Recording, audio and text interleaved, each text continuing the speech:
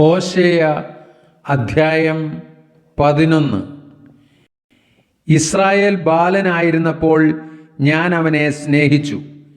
മിസ്രൈമിൽ നിന്ന് ഞാൻ എൻ്റെ മകനെ വിളിച്ചു.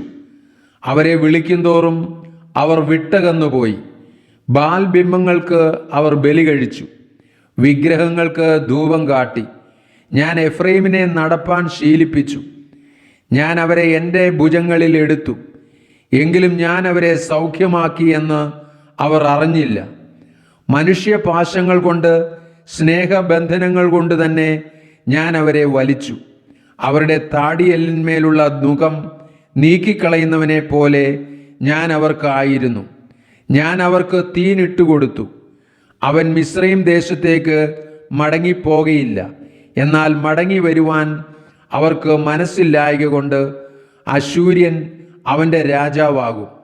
അവരുടെ ആലോചന നിമിത്തം വാൾ അവൻ്റെ പട്ടണങ്ങളിന്മേൽ വീണ് അവൻ്റെ ഓടാമ്പലുകളെ നശിപ്പിച്ച് ഒടുക്കിക്കളയും. എൻ്റെ ജനം എന്നെ വിട്ട് പിന്തിരിവാൻ ഒരുങ്ങിയിരിക്കുന്നു. അവരെ മേലോട്ട് വിളിച്ചാലും ആരും നിവർന്നു നിൽക്കുന്നില്ല. എഫ്രയീമേ, ഞാൻ നിന്നെ എങ്ങനെ വിട്ടുകൊടുക്കും? ഇസ്രായേലേ, ഞാൻ നിന്നെ എങ്ങനെ ഏൽപ്പിച്ചു കൊടുക്കും?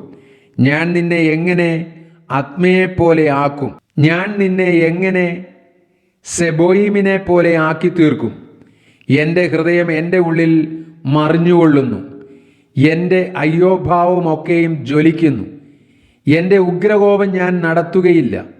ഞാൻ എഫ്രയീമിനെ വീണ്ടും നശിപ്പിക്കുകയുമില്ല. ഞാൻ മനുഷ്യനല്ല, ദൈവമത്രേ.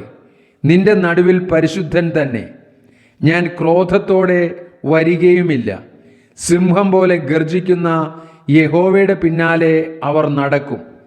അവൻ ഗർജിക്കുമ്പോൾ പടിഞ്ഞാറ് നിന്ന് മക്കൾ വിറച്ചും കൊണ്ട് വരും. അവർ മിസ്രൈമിൽ നിന്ന് ഒരു പക്ഷിയെപ്പോലെയും അശൂർ ദേശത്തു നിന്ന് ഒരു പ്രാവിനെ പോലെയും വിറച്ചും കൊണ്ട് വരും. ഞാൻ അവരെ അവരുടെ വീടുകളിൽ പാർപ്പിക്കുമെന്ന് യഹോവയുടെ അരുളപ്പാട്. എഫ്രയീം കപടം കൊണ്ടും ഇസ്രായേൽ ഗൃഹം വഞ്ചന കൊണ്ടും എന്നെ ചുറ്റിക്കൊള്ളുന്നു. യഹൂദായും ദൈവത്തോടും വിശ്വസ്തനായ പരിശുദ്ധനോടും ഇന്നും അസ്ഥിരത കാണിക്കുന്നു.